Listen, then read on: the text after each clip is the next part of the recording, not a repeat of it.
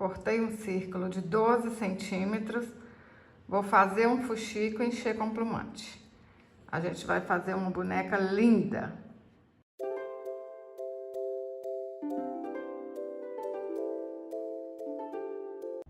Para fazer os braços, cortei um cordão de 17 centímetros e amarrei no meio. Posiciona aqui, olha como é que vai ficar. Põe um pouquinho de cola.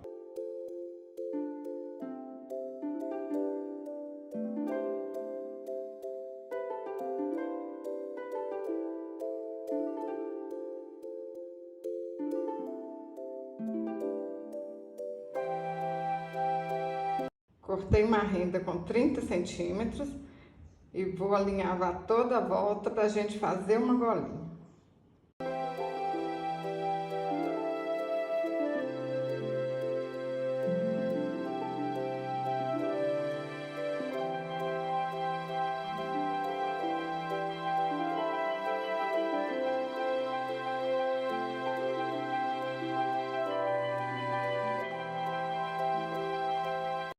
Para fazer a cabeça, eu cortei um círculo de 8 centímetros, fiz um fuxico e enchi com plumante. Aperta e espera secar.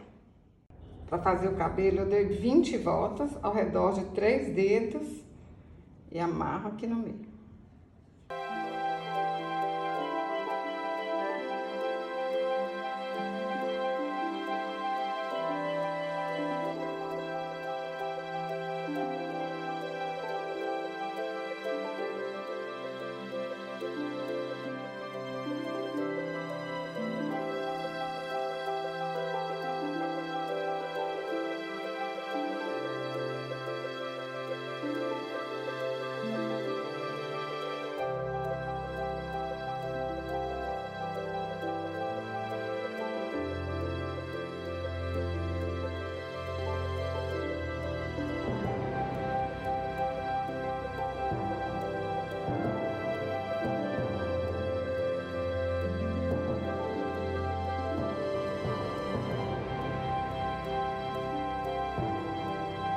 Dei 4 voltas ao redor de um dedo, amarro aqui no meio, corto as pontinhas e tá pronta a franjinha da boneca.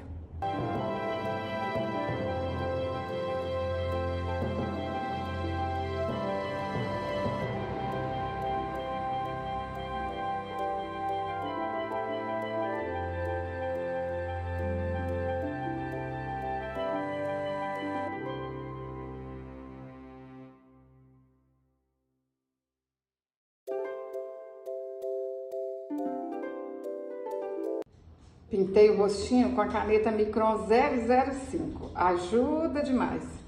Olha que linda que ficou, pessoal, olha que mimo.